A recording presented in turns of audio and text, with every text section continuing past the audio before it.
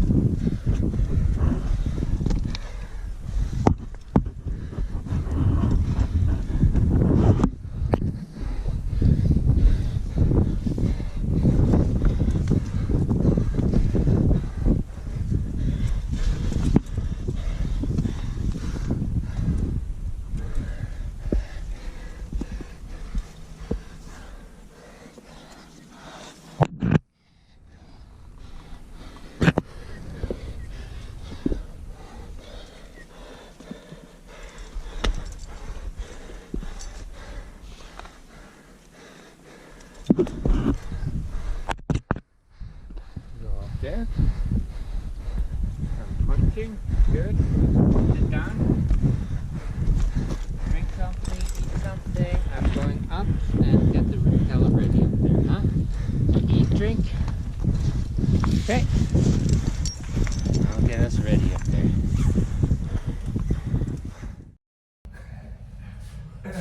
Ready.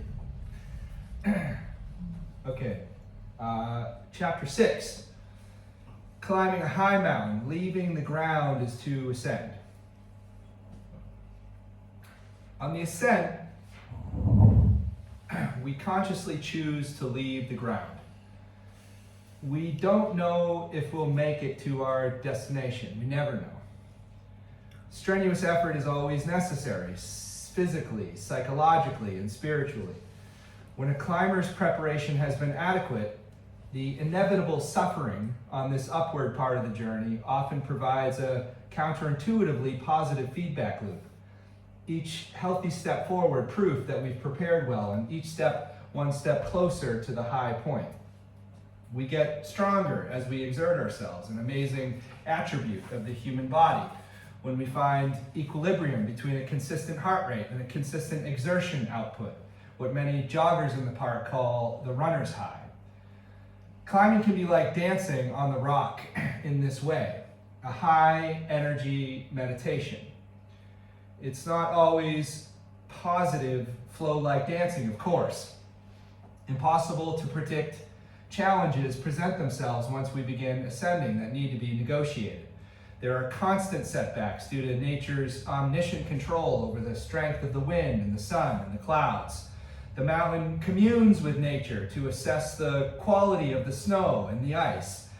Crevasses shift in the night, and if the air isn't cold enough, avalanche-ready snow becomes even less stable, and the stone, the prima materia of the mountain, fluctuates in temperature, creating always variable conditions that must be monitored and evaluated for safe passage. These trials present themselves on every climb up a mountainside known to man. Sacrifice is an absolute requirement to ascend. We must first sacrifice our time and dedication to other potential endeavors before we begin the ascent. And as we leave the ground, moving towards our stated goal, we're obligated to focus our attention on this primary direction, discriminating against other goals that could have, but now cannot occupy our time and energy.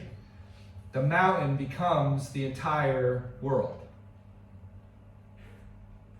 According to Jung, the meaning and symbolism of the mountain, particularly the ascension aspect, is so obvious it hardly requires any further discussion.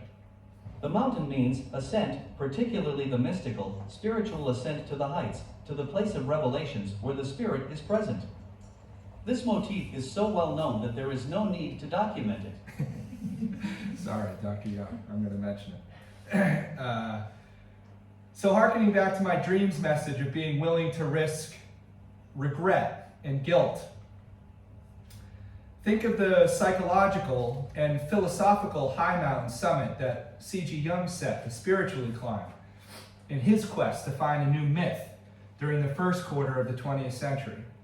In Symbols of Transformation, Jung explains, I was driven to ask myself in all seriousness, what is the myth you are living? I found no answer to this question and had to admit that I was not living with a myth, or even in a myth, but rather in an uncertain cloud of theoretical possibilities which I was beginning to distrust. I did not know that I was living a myth, and even if I had known it, I would not have known what sort of myth was ordering my life without my knowledge.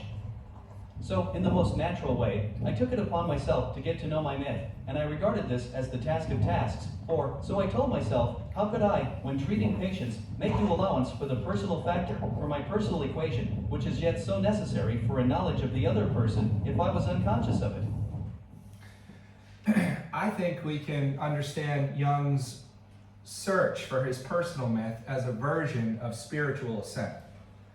On the ground of his existence, a kind of desert where he was not fulfilled with the water of his life, he says he wasn't enveloped in a grand mythical narrative. So he identified a summit, prepared himself for the journey, and aimed his energies toward that goal. Jung charts his travels searching for his personal myth in Memories, Dreams, Reflections, when he tells the story of meeting a Pueblo elder in the southwest U.S. who believed that the mountain was the eternal origin of all life. Jung famously admired the Pueblo's vision and accepted his story as truth. Another time I stood by the river and looked up at the mountains, which rise almost another 6,000 feet above the plateau. I was just thinking that this was the roof of the American continent, and that people lived here in the face of the sun like the Indians who stood wrapped in blankets on the highest roofs of the Pueblo, mute and absorbed in the sight of the sun. Suddenly a deep voice, vibrant with suppressed emotion, spoke from behind me into my left ear. Do you not think that all life comes from the mountain? An elderly Indian had come up to me, inaudible in his moccasins, and had asked me this heaven knows how far-reaching question. A glance at the river pouring down from the mountain showed me the outward image that had engendered this conclusion. Obviously, all life came from the mountain, for where there is water, there is life. Nothing could be more obvious. In his question, I felt a swelling emotion connected with the word mountain, and thought of the tale of secret rites celebrated on the mountain. I replied, everyone can see that you speak the truth. We see this symbolic mountain journey play out further in MDR, when Jung connects his experience with the Pueblo elder to his famous epiphany in Kenya, as Andrew has taught us. And brief aside, sorry to brown nose Andrew, but this lecture, we spent 2 full lectures on the one paragraph that I'm about to show, and it was deeply impactful for me. It changed a lot about what I think, so brown nosing over. You're welcome. Thank you. In a forever haunting passage, Jung claims to have ascended the spiritual peak in its entirety, encountering a new myth not only for himself, but that of all Western humanity, in observation of the human's role in the great process My of old being. Pueblo friend came to my mind. He thought that the raison d'etre of his Pueblo had been to help their father, the sun, to cross the sky each day. I had envied him for the fullness of meaning in that belief, and had been looking about without hope for a myth of our own. Now I knew what it was, and knew even more, that man is indispensable for the completion of creation, that, in fact, he himself is the second creator of the world, who alone has given to the world its objective existence. Without which, unheard, unseen, silently eating, giving birth, dying, heads nodding through hundreds of millions of years, it would have gone on in the profoundest night of non-being down to its unknown end. Human consciousness created objective existence and meaning, and man found his indispensable place in the great process of being. I think it's fascinating to look at Jung's epiphany through the lens of an activated mountain symbol. One could argue that Jung's envy for the fullness of the Pueblos mountain was the exact myth that constellated the discovery of his own when he arrived in the Athi plains of Kenya. Much has been written about Jung's African vision that seems to support the hypothesis. Some go so far as to credit Jung's entire legacy to this mythic moment in Africa. No other event in Jung's African journey has been analyzed more than this one. It has been called an enlightenment, a revelation, a discovery, an ontological vision, a mystical transportation. It is not an overstatement that this experience set the future course of Jung's career, contra Freud. It was the pivotal moment at midlife for Jung. From this event, one looks back to his confrontation with the unconscious, his break with Freud, his early career, his education, and childhood. From this event, one looks forward to his most impressive publications, his encounter with alchemy, his founding of the Uranus conferences, his sustained dialogues with noted intellectuals, his world fame, his academic appointments, and his honorary doctorates. Here, on the Adi Plains, Jung found his raison d'etre, his myth. Jung's spiritual ascent of this mythic mountain may not have been physically life-threatening as mine was on the Eiger, but I'm wondering, what can I learn from this form of ascending?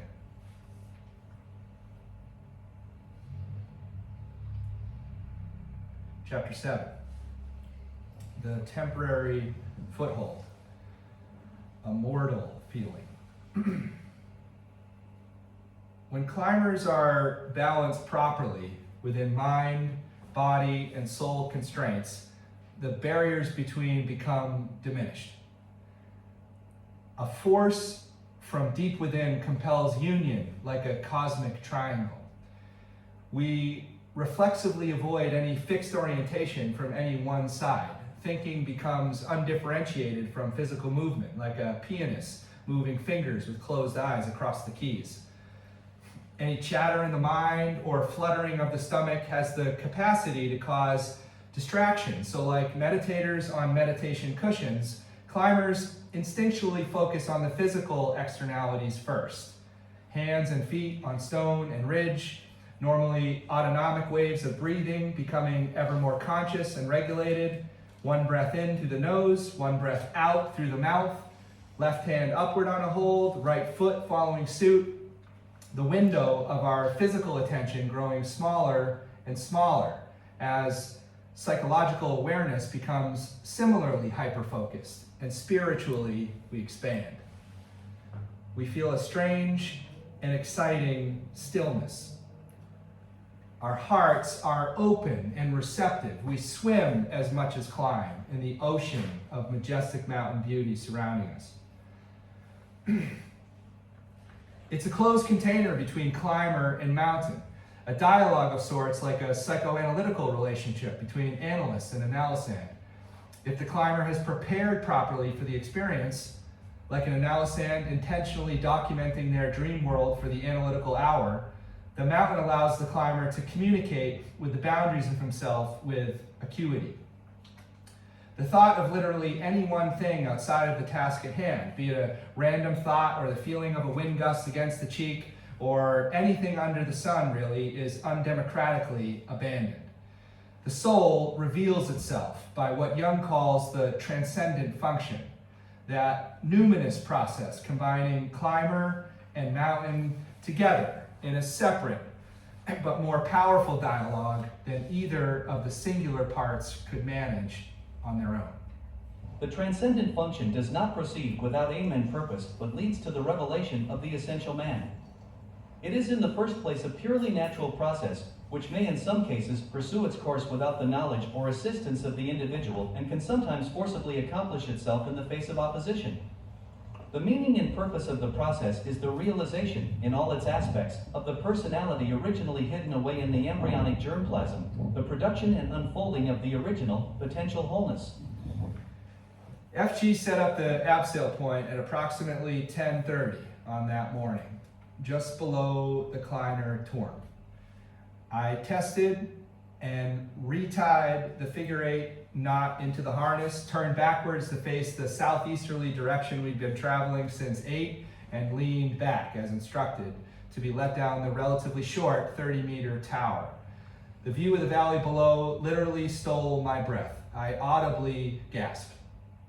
From the moment I turned around and put descending weight onto the back of the harness, looking up at the dark blue sky, I was scared. Too scared, way outside any sort of reasonable comfort zone. During this exact moment of the ascent, I think I found a psychological place above myself, like Jung's dreaming climber. I was officially out of balance and out of sync. Not only had I froze about midway down the abseil, finding a small temporary foothold to try and settle my nerves, I also absentmindedly moved diagonally across the wall, losing all focus and concentration. This is a very dangerous position in exposed ridge terrain. In the event of a slip or a fall, the diagonal position I had on the rope opposing gravity instead of straight up and down tension in communion with gravity can cause the climber to be whipped from his otherwise and expected secure placement. By grabbing this diagonally oriented foothold with the right toe of my boot, FG didn't notice that I had stopped descending and freely let the rope out of the main connection point, allowing significantly more slack in the rope to sway like a serpent in the blowing wind. In a correct execution of this maneuver, there is 0, 0, 0 reason for the abseiling climber to stop, and therefore 0 slack in the rope, and for good reason. With the combination of my diagonal position and the significant amount of slack in the rope, we were at a critical juncture. If I lost the toehold, the swing out onto the wall would create chaos and very easily lead to the kind of mistake that dominoes into a dire outcome. Most climbers who've been practicing the art for any length of time know that the fall is not the problem in alpine accidents. The abrupt stop is. Even when I play back the scene in my imagination now, nearly 2 years later, repeating the roughly 7 to 8 minutes that elapsed, my palms sweat, my heart rate increases, and my breath uncontrollably mimics those palpitating rhythms from the temporary foothold when I realized I put myself and my partner into a bad situation. I'm shaking now as I write and as I speak. It's hard to stress beyond these few sentences any further just how dangerous this situation was. So please suffice it to say that I shouldn't have been in that situation. And without the help of FG, to solve the problem with some generous and heroic moves, I honestly don't know what would have happened. It was dangerous, very, very dangerous. And as a strange but interesting aside, I think I have a video, the same videos that we've been watching, of these 7 to 8 minutes from the GoPro on my helmet. And even after writing the paper and preparing the presentation, I haven't watched the footage. After this difficult Eiger experience, I was forced to look deeper into the eternal question about why climb mountains. I've come to understand that the unmistakable passion I have for the high mountains has less to do with great ruckus feelings of joy and adventure, something I would have argued passionately for as a younger person, and more to do with being hypnotized by the mountain symbol. The proof of this strange hypnosis is in my lack of preparedness for the Eiger abseil. I've come to believe that I was in the grip of the dominion-oriented side of the mountain symbol on that day. I was in the mountaineer complex. The power aspect of the symbol had me believing that I could do more, be more than I realistically could at the time. I was, as Jung's deceased mountain climbing patient, unconsciously trying to get above myself. It's not so much that I wanted to conquer the mythical Eiger that day, it was that the conquering attitude was the only option. There was no love. I had to force the summit movement forward by will, sheer power, regardless of whether or not I was ready for the success. Reinhold Messner describes the transformative potential of climbing mountains. I'm primarily concerned with what happens inside a person when they encounter the mountains. When you climb a mountain, you come back down as a different person. We don't change the mountain by climbing it, we ourselves change. Adding more evidence. When we reached the Eiger summit on that day in September, alive and well roughly an hour after the temporary foothold, I was supposed to feel great and powerful, but I didn't feel anything at all. I felt utterly and completely numb on the greatest summit I'd managed to climb in my life.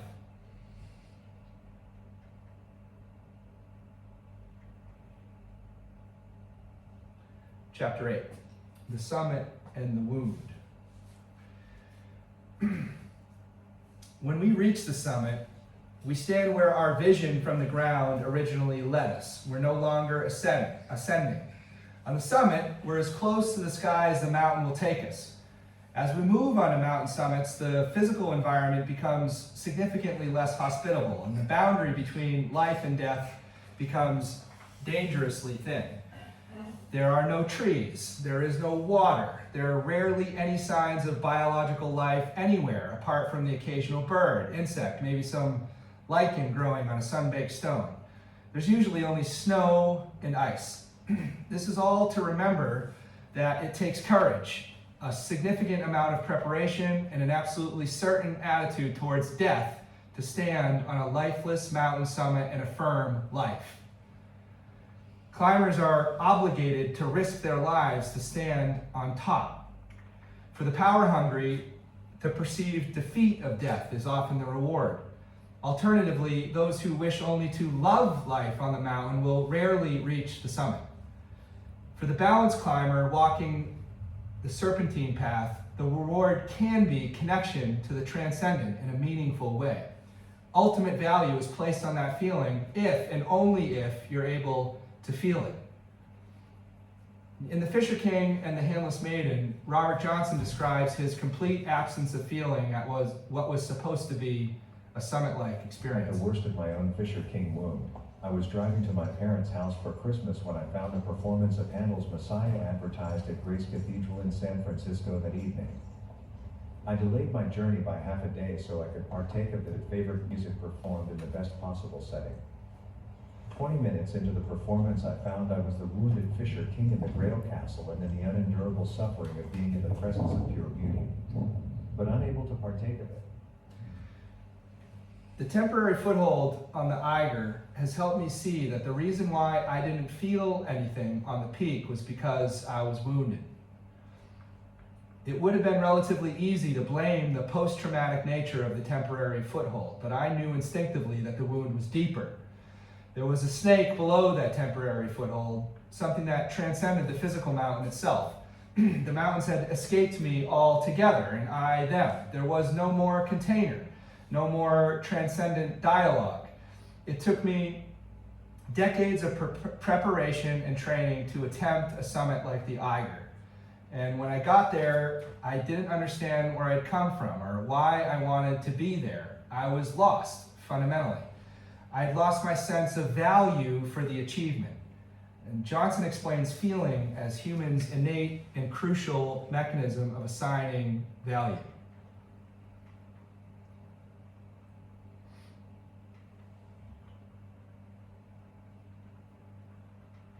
Thinking is that cool faculty which brings clarity and objectivity, but provides no valuing. Sensation describes the physical world, but provides no valuing. Intuition suggests a wide range of possibilities, but provides no valuing. Only feeling brings a sense of value and worth. Indeed, this is its chief function. Without feeling, there is no value judgment. To lose one's feeling function is thus to lose one of the most precious human faculties, perhaps the one that makes us most human. We can understand the term feeling more accurately if we define it as the capacity to value or to give worth to something. The Fisher King revealed the mythical level of this wound I speak of, and the psychological reality that I went to the mountains to feel, because the mountains became the only place I knew how to connect with my valuing sense. The reading of the myth really was revelatory for me in this way. I felt less alone after reading it. It was remarkable to see these patterns of my own life unfold in the story. Fisher King's land is described as unproductive. The cattle do not breed, the crops do not grow, the orchards do not bear, wives are widowed, and men are in despair. One finds himself uncreative in every realm. A modern man would complain that he has no new ideas. He is stale, bored, stuck, uncreative, and depressed. If the king is wounded, the land is bare. I knew immediately where barrenness was, metaphorically, in my life, reading this story. I was always escaping this smothering land of unproduction, the loss of excitement I once had for my work, the pressing demands of raising children in a city where the only mountains were steel skyscrapers and the only signs of animal life were in alleyways. These complaints of boredom and lack of creativity were tattooed on my personality in many ways. The more I dug in this uncomfortable dirt, the more I realized in the deepest, darkest parts, almost as if I knew all along but hadn't had the courage to look, that my mountain escapades were the most precise statements about my lopsided, unbalanced style of living. I was wounded, and I was acting it out unconsciously all the time, not only in the high alpine. It's painful, honestly, to become aware of. But what sort of value ought I put on this emotional pain? What kind of value does such pain carry? How does this pain feel, even? Is it valuable to feel this pain? Is this pain what I want? There is a young prince in his teens who is out doing his knight errantry, as is the duty of every youth, when he stumbles onto a camp in the woods with no one about. A fire burns under the grate, and a salmon lies roasting on the spit. The prince is young, hungry, and impulsive, and the salmon smells so good that he reaches out to take some of it to assuage his hunger. The salmon is very hot and burns his fingers, causing him to drop it. When he puts his fingers into his mouth to ease the burn, he gets a bit of the salmon into his mouth. This wounds him so badly that he lies in agony for all the rest of his life, but for the last 3 days.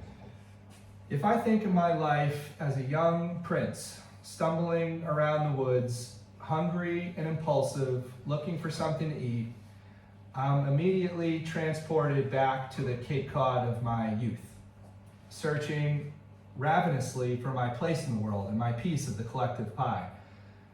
I wasn't alone on this search, of course. All my peers were being hypnotized by the same tale. The entire culture reminded us every day that what we needed to do to succeed and be initiated. In 90s American culture, the youth were spoon-fed the myth that money equals freedom equals the American dream. I resisted this myth for as long as I could, but ultimately gave in, as most Americans do, especially men, in the first half. Unfortunately, my initiation cost me many creative pursuits. My soul work, the eros activities, music, writing, poetry, dreams. And I convinced myself that if I was going to get where I needed to go, I had to buy in, literally, to the system. The salmon I ate tasted like a master's degree in international business, a subsequent steady diet of dollar bills, and as many trips to the mountains as I could manage. to be as clear as possible. Climbing mountains was a useful method for me to feel and stay connected to my dwindling sense of self. The mountains provided a way for me to do my inner work as the Fisher King fished. This can be interpreted as saying that wounded person finds life bearable only when he is engaged in some contact with the unconscious. Poetry, artistry, teaching, and healing are such activities that assuage the wound of the Fisher King. In the mountains, I felt that genuine sense of self I earnestly tried to capture in the previous paragraphs. But on the ground, where the mountain journey began, was where the darkness was, the real numbness, where the majority of life happens. The mountain summits were a reliable way to mask the lack of feeling on the ground. I had relegated all of my experience of the transcendent to the mountains. The mountains had become synonymous even with my transcendent self. However, like the strange pride I have for being initiated into the material American culture, I have the same pride for knowing, however unconsciously, that leaving the ground and ascending into the high alpine was my way of accessing something bigger and more meaningful. At least I had a way. I could have just as easily had no way at all. A life without a place to experience the self, and I can easily imagine a different set of much worse circumstances, perhaps even like the abrupt finality of Jung's dreaming climber. But that's not my story. I climbed the Eiger after all.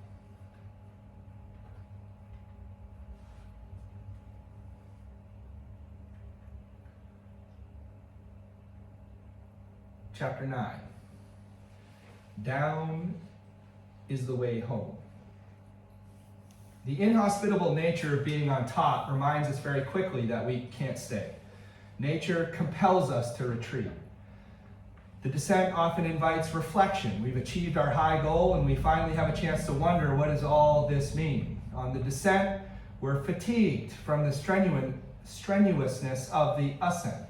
On Everest, for example, climbers die on the way down significantly more than any other part of the process.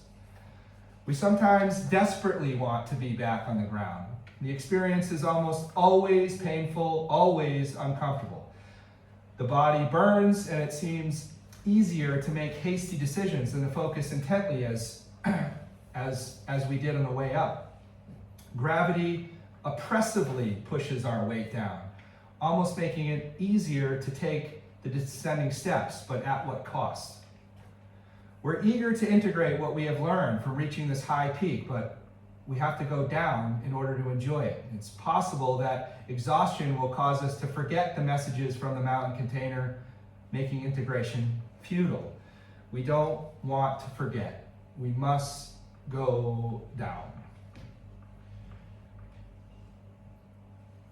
In April of this year, I'd been writing this paper for about 8 months at that point. I had another dream. And because of that dream, I decided that it was time to end this part of the essay. And I'm not going to read everything from it.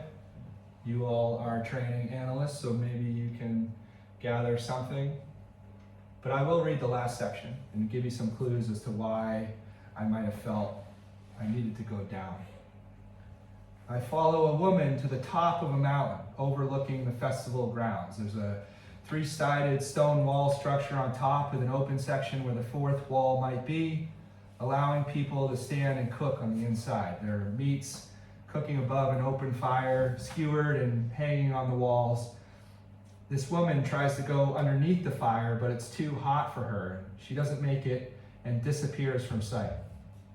I ask one of the cooks where she went, and he points his finger to the bottom of the mountain, and I pursue her.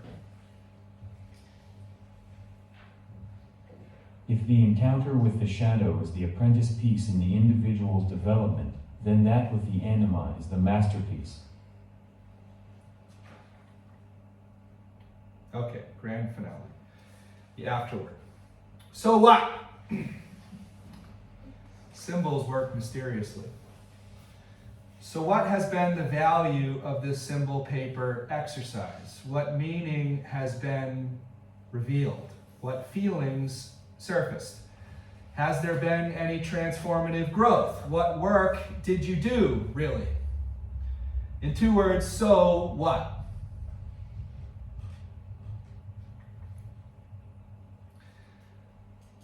To recap some of the themes, the first challenge appeared in the first paragraphs after considering the introspective potential of Jung's dreaming climber and man in his symbols.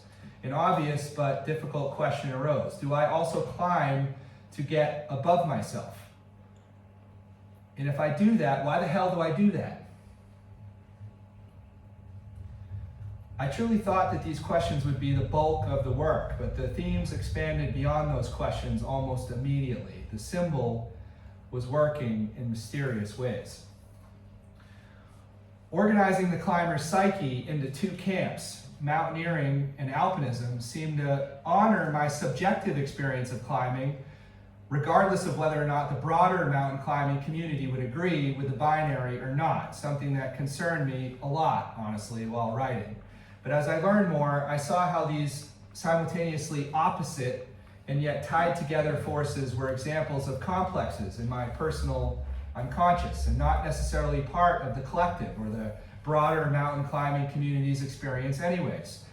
Only when I went beyond the labels of mountaineer and alpinist could I see these archetypal patterns of eros and dominion emerge. It was striking to see how neatly the complexes connected to an archetypal core, a theme I had read about in the collected works and beyond multiple times without ever having experienced their reality so profoundly in my own worldview. The symbol was working in mysterious ways. Of course, none of the movement of the essay happens without physically climbing, the start and the stop of it. So the process of climbing a high mountain was fundamental.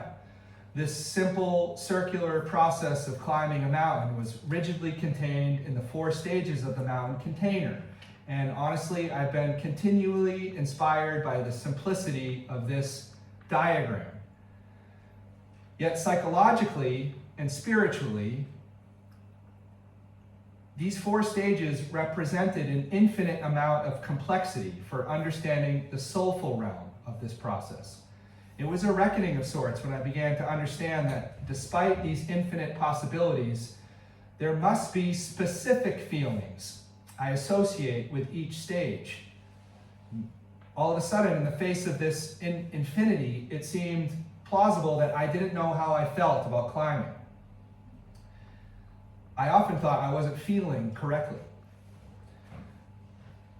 Slowly, though, and gradually, the more I explored what my feelings about climbing were, the more I began to understand Johnson's notion that feelings are how we assign value. The symbol was working in mysterious ways. Sure, I remain steadfast that I climb mountains in order to feel, and I've come to some strong opinions about how to characterize those feelings. But the deeper I explored the topic of feeling, the less I cared about precise definitions and characterizations. The more I questioned my feelings, the more I understood that feelings, by their very nature, are inexpressible beyond their subjective felt sense. That probably sounds so obvious to most of you, but it wasn't to me.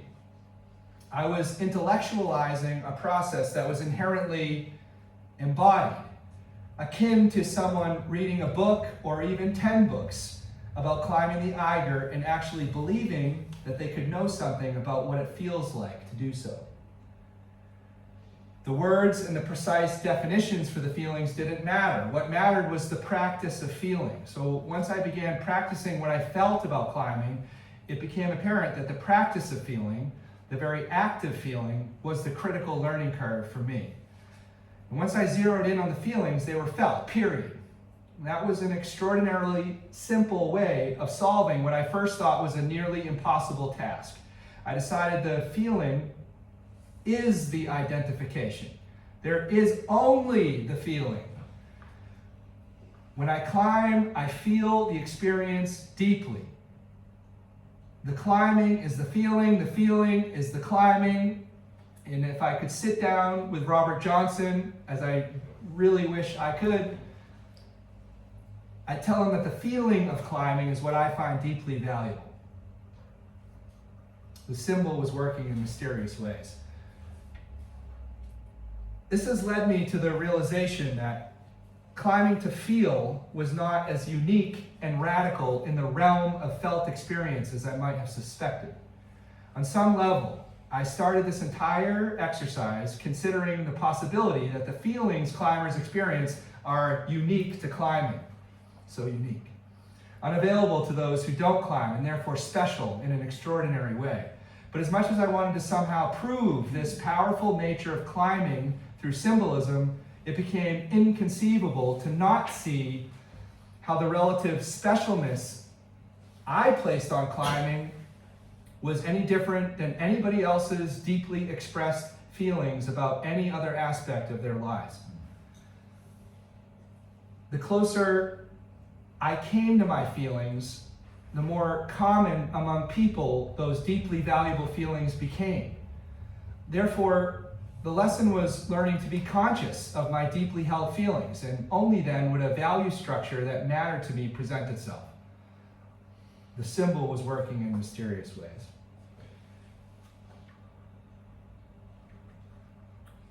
All this leads me to the final message of my paper. The crux of the route, as we often describe in climbing.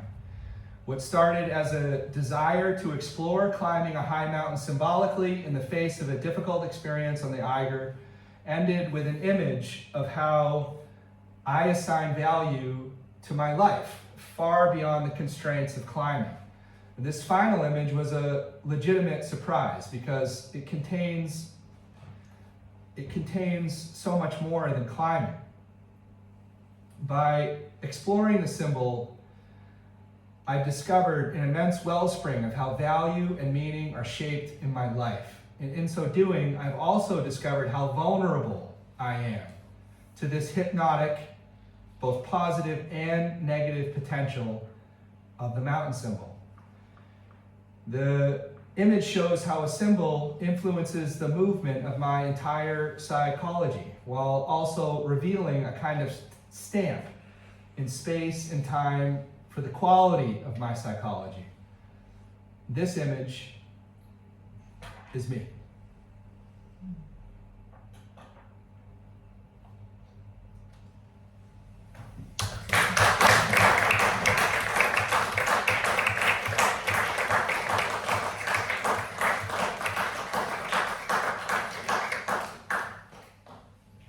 Thank you so much. I hope you had fun, because I had so much fun. I'm happy to talk with you. I'm going to stick around, but if anyone has questions or would like to share something.